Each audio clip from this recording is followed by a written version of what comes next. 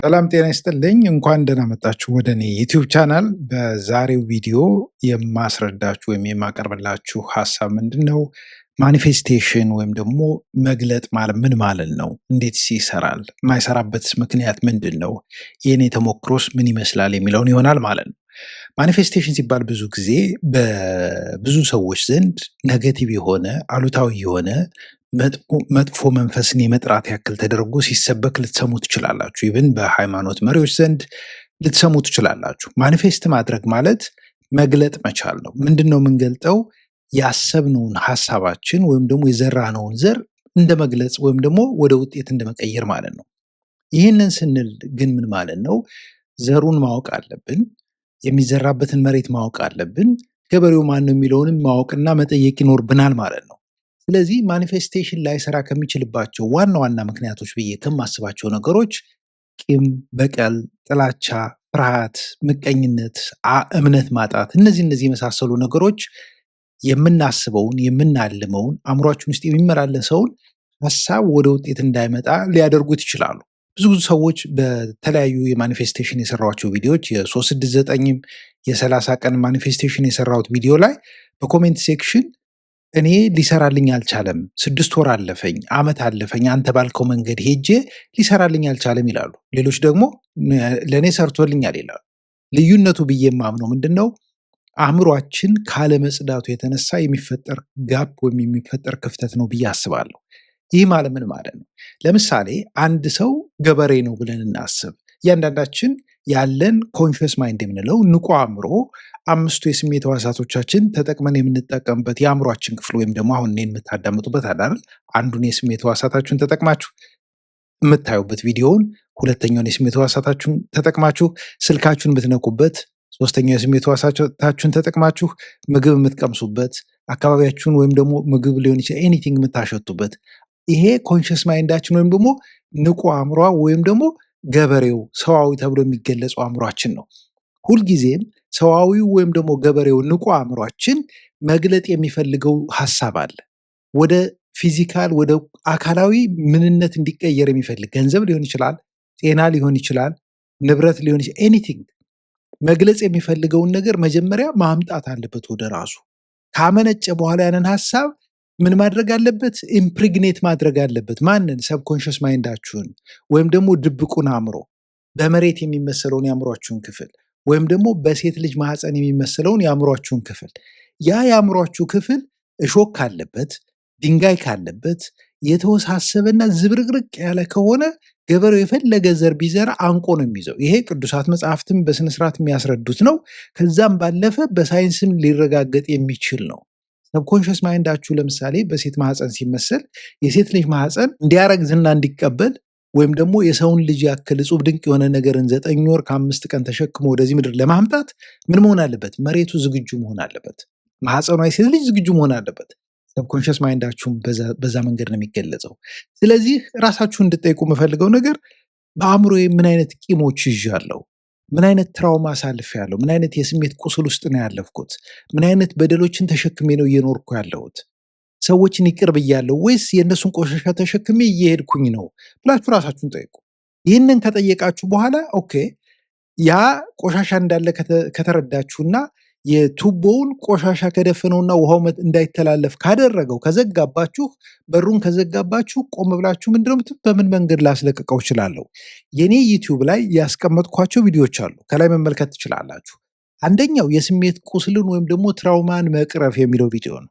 ሌላኛው ደግሞ የምትመለከቱት ቪዲዮ እያንዳንዳችን ይቅር በማለት እንዴት ማለፍ እንችላለን ነው። መጀመሪያው ፈጣሪያችን ይቅርታ መጠየቅ ነው፣ አውቀንም ሳናቅም ለሰራ ነው እንደ ሃይማኖታችን። ከዛ ሲቀጥል ደግሞ እናትና አባቶቻችን እኛን ያሳደጉን፣ ፍቅር የሰጡን፣ ያስተማሩን፣ የገሰጹን፣ የተቆጡን ሁሉም ነገር ከራሳቸው ትራውማ ሪፍሌክሽን ነው። ከሚያውቁት ነገር ካላቸው ኤክስፒሪየንስ ነው እንጂ የማያውቁትን ነገር ሊሰጧቸው አይችሉም። ስለዚህ እነሱን ይቅር ማለት ያስፈልጋል፣ አውቆም ሳያውቁም ላጠፉት ጥፋት። ከዛ ሲቀጥል የትዳር አጋር፣ የድሮ ፍቅረኛ ሊሆን ይችላል፣ ፍቅረኛ ሊሆን ይችላል፣ እህት፣ ወንድም፣ ጓደኛ፣ ጎረቤት፣ ስራ ባልደረባ፣ እነዚህን ሰዎች በሙሉ ከውስጣችን የቋጠርነው ነገር ካለ መልቀቅ አለብን ይቅር ብለን።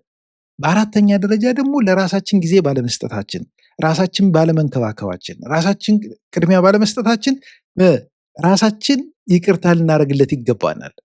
እንደ ሶስተኛ ሰው ሆነን እየጠየቅን ራሳችን እንዲህ ባለማድረግ ይቅር ብያለሁ፣ እንዲህ ባለመሆኑ ይቅር ብያለሁ እያልን ይቅር ማለት አለብን። ይህ ሁሉ ወረቀት ላይ ማድረግ የምንችለው ነው። በአምስተኛ ደረጃ ደግሞ ሰዎች ላይ ዋሽተን ሊሆን ይችላል፣ ሰዎች ላይ ሰርቀን ሊሆን ይችላል፣ ሰዎች ላይ ችት አድርገን ሊሆን ይችላል፣ ሰዎችን አምተን ሊሆን ይችላል።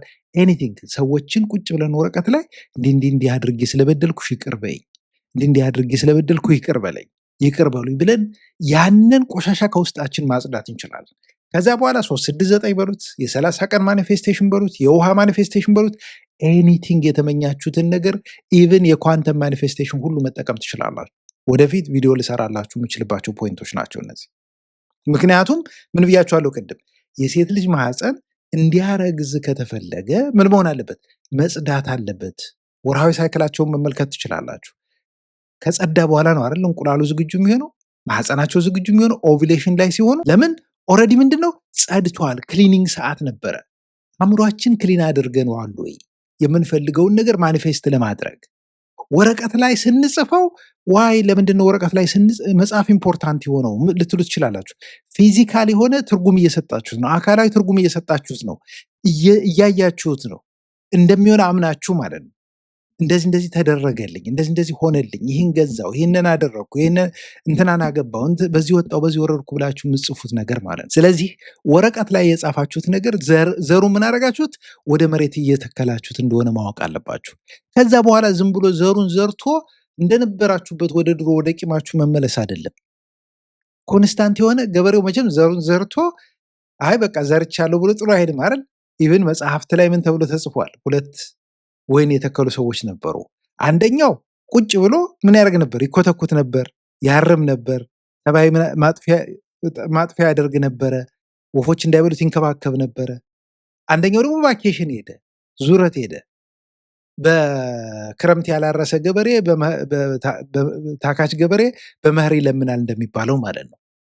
ስለዚህ ከዛ በኋላ ኮንስታንትሊ ባህሪያችሁን እየተከታተላችሁ፣ ራሳችሁን እየተከታተላችሁ፣ ልማዳችሁን እየተከታተላችሁ መልካም ነገር ማድረግን መቀጠል መቻል አለባችሁ እንጂ ዘሩን ዘርታችሁ መሄድ አለብኝ ብላችሁ የምትሮጡበት ነገር አይደለም። እንክብካቤ ያስፈልገዋል። ምን ማለት ነው? ኔጌቲቭ ነገሮችን ወይም ደግሞ አረሞችን መንቀል መቻል። ከእናንተ ሊሆኑ ይችላሉ እነዛ ኔጌቲቭ ነገሮች፣ ወይም ደግሞ ከሰዎች የሚወረወርባችሁ ይሆናል። የእናንተ ያልሆነና ከሰዎች የሚመጣው ነገር በሙሉ የእናንተ አይደለም። ስለዚህ አረሙ መነቀል እና መጣል አለበት። ከዛስ ወፎች እንዳይበሉት ደግሞ መጠበቅ አለባችሁ። ከዛስ ዝንጀሮ አጭዳችሁ ከከመራችሁ በኋላ ራሱ ዝንጀሮ እንዳይበላው ምን መከላከያ ማስቀመጥ አለባችሁ። ከዛ በኋላ የታጨደው ነገር ምን መሆን አለበት? መወቃት አለበት። ከተወቃ በኋላ ያ የተወቃው ግማሹ ከቤት ተፈጭቶ ወደ ዳቦነት ትቀይሩታላችሁ፣ ግማሹን ሽጣችሁ ደግሞ ለሌላ ነገር ሁሉ ማድረግ ትችላላችሁ። ያ የገበሬ ሜታፎር እዚህ ጋር ለምንድን ነው የሚረዳችሁ ነው። አእምሯችሁን በደንብ ማወቅ አለባችሁ። በዚህ ምድር ላይ የሰው ልጅ በጣም ሊበደል የሚችለውና የሰው ልጅ በጣም ሊጎዳ የሚችለው ነገር ምን ሲሆን መሰላችሁ? ራሱን ማወቅ ሳይችል ሲቀር። ኤቭሪ ሲንግል ዴይ በእያንዳንዱ ቀን ግን ሌሎች ሰዎችን ለማወቅ ነው የሚጥረው። የትዳር አጋሩን ለማወቅ ይጥራል። የትዳር አጋሯን ለማወቅ ትጥራለች። ጓደኞቿን፣ ሴሌብሪቲዎችን፣ ቲያትር ቤት የሚሰሩ ፊልም ሰሪዎችን፣ ቲክታክ ላይ ያሉ ፖፑላር የሆኑ ፌመስ ሰዎችን ለማወቅ ነው ሲጥሩ የሚውሉት። ምን ለበሱ፣ ምን በሉ፣ ምን ጠጡ። አንተ ማነህ? አንቺ ማነሽ? መጀመሪያ አቅምህን ታውቀዋለህ ወይ? ምን ያክል ፓወርፉል የሆነ አእምሮ እንዳለህ ታውቀዋለህ ወይ? ምን ያክል ፓወርፉል የሆነ አእምሮ እንዳለሽ ታውቂዋለሽ ወይ ነው ጥያቄ። ምክንያቱም ዩ ካን አቺቭ ዋትኤቨር ዩ ዋንት፣ የምትፈልጉትን ነገር ሪያሊስቲክሊ ማድረግ ትችላላችሁ። ያንን ለማድረግ ግን ምን ማድረግ አለባችሁ? ደብተራችሁን አውጡ፣ ወረቀት አውጡ፣ ጻፉት። ኤግዛምፕል ልስጣችሁ። ከአሁን በፊት እኔ ያደረግኩትን ኤግዛምፕል እሰጣችኋለሁ። ይሄ ወረቀት ማለት ነው በሜይ 9 2022 ቨርጂኒያ እያለሁ የጻፍኩት ወረቀት ነው። በዛ ሰዓት የተማሪ ቪዛ ላይ ስለነበርኩ ቪዛዬን አላስተካከልኩም ነበር እና ስራ እየፈለግኩኝ ነበረ። ስለ ማኒፌስቴሽን ሳስተምር እዚህ ወረቀት ላይ ምን ብዬ ጻፍኩኝ? አይ አም ሰርተን አይ ጋት ጆብ። ሌላ ደግሞ ሁለት የጻፍኳቸውም አሉ ከቪዛ ጋር የተገናኙ ናቸው።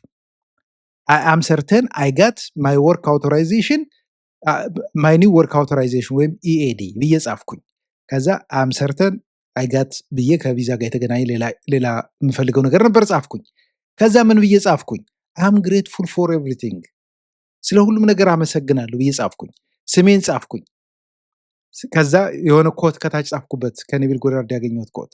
ይህንን ምንድነው ሳደርግ የነበረው? በቀን 6 ጊዜ አነበዋለሁ። በቀን 6 ጊዜ ፈርሜበታለሁ። እንደምታዩት በቀን 6 ጊዜ አነበዋለሁ። ሳነበው ፈጣሪን እያመሰገንኩ ነው። በእያንዳንዱ ሰዓት ሳነበው በቃ እርግጠኛ ነኝ ስራ እንዳገኘው። በአማርኛ መጻፍ ትችላላችሁ ብትፈልጉ፣ በየትኛውም ቋንቋ እርግጠኛ ነኝ ስራ እንዳገኝ። ግን በዛ ሰዓት ውስጤን ምንድነው ክሊን ኤቭሪ ታይም ክሊን አደርጋለሁ። የሆነ ነገር ሰው ሲያበሳጨኝ ወይ የሆነ መጥፎ ነገር ሲያደርጉኝ እዛ ውስጥ ለመቋጠርና እዚህ ውስጥ ለማስተኛት አልሞክርም። እንዲያደርጋችሁ ምናምን አልልም። በቃ ቶሎ መልቀቅ አለብኝ። ለምን? ያ የእነሱ ቆሻሻ ስለሆነ የኔ ቆሻሻ አይደለም።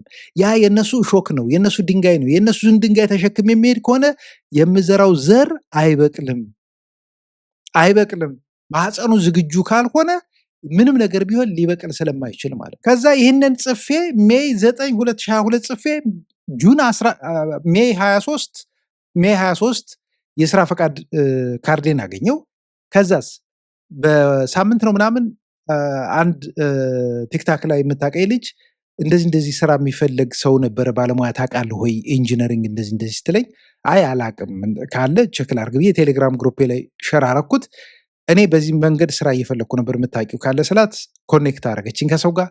ጁን 13 አዲስ ስራ ጀመርኩ። በ1 ወር ከ4 ቀን አዲስ ስራ ጀመርኩ። እንግዲህ ተመልከቱ፣ ሁለቱን በ1 ወር ከ4 ቀን ያሳካሁት። ሌላኛውን ያሰብኩት እዛ ጋር የጻፍኩትን ነገር ደግሞ በ1 ዓመት ከ2 ወር ከ6 ቀን እጄ ላይ ገባ። ያን ያክል ረዥም ጊዜ የሚፈጅ ፕሮሰስ ስለነበር ማለት ነው።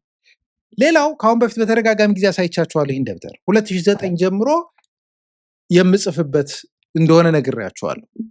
2009 ጀምሮ 2013 ላይ 2018 ላይ የማኒፌስቴሽን ደብተሮችን አሳይቻችሁ አውቃለሁ፣ በተለያየ አጋጣሚ በተለያየ ስልጠና ስሰጣችሁ። ስለዚህ አሁንም ወደኋላ ልመልሳችሁና ማኒፌስት ማድረግ የማትችሉት ያሰባችሁት ነገር የማይሳካው የጠየቃችሁት ነገር የማይሆንበት ምክንያት ምንድን ነው?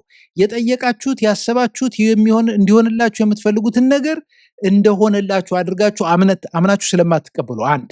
ሁለተኛ ውስጣችሁ በቆሻሻ የተሞላ ነው። ቂመኛ ናችሁ፣ በጥላቻ የተሞላችሁ ናችሁ፣ ምቀኛ ናችሁ፣ ሌላ ሰው ሲያገኝ ደስ አይላችሁም፣ በፍርሃት የተሞላችሁ ናችሁ፣ እምነት የላችሁ። ስለዚህ ምንም ነገር ብታረጉ አይመጣም። እንዲመጣ የምትፈልጉ ከሆነ ግን ምንድን ነው? ቅን ሆኖ ሁልጊዜ ለሰው መልካም ለማሰብ ሞክሩ።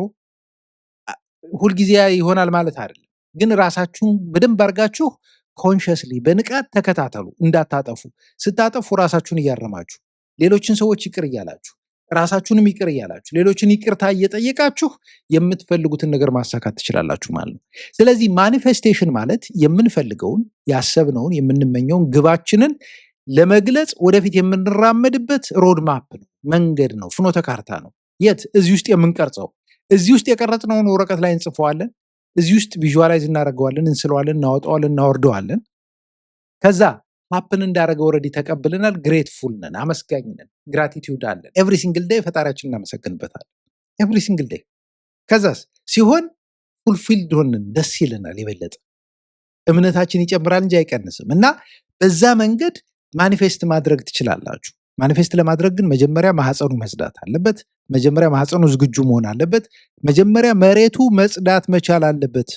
ከፈለጋችሁ መጽሐፍ ቅዱስ ላይ ማቴዎስ 7፣ ማቴዎስ 13 እንዲሁም ደግሞ ማርቆስ 11:24ን አንብቡ፣ መጽሐፍ ቅዱስ ለምታነቡ። ቁርአንም ላይ ከዚህ ጋር የተያዙ ጽሁፎች አሉ፣ እያንዳንዱን ቨርስ ባላቅም ማለት ነው። ሌሎችም ቅዱሳት መጽሐፍት ላይ ማንበብ ትችላላችሁ። ሳይንስም የሚያስረዳው ይህንን ነው። የሰው ልጅ አእምሯችን ምንድን ነው? የብሮድካስቲንግ እና ሪሲቪንግ ስቴሽን ነው። አንጎላችን የማሰራጫና የመቀበያ ጣቢያ ነው። ምንድነው የምታሰራጩት? ምንድነው የምትቀበሉት ነው ምርጫው። ስለዚህ በዛ መንገድ የምትፈልጉትን ነገር መግለጽ ትችላላችሁ። በሌላ ቪዲዮ እስከምንገናኝ ድረስ አመሰግናለሁ። ለዛሬው ላይክ ማድረግ፣ ሼር ማድረግ እንዲሁም ደግሞ ኮሜንት ማድረግ አትርሱ። ሰዎች እንዲደርሳቸው ሼር አድርጉላቸው፣ ለሌሎችም ጭምር። ታንኪዩ። መልካም ጊዜ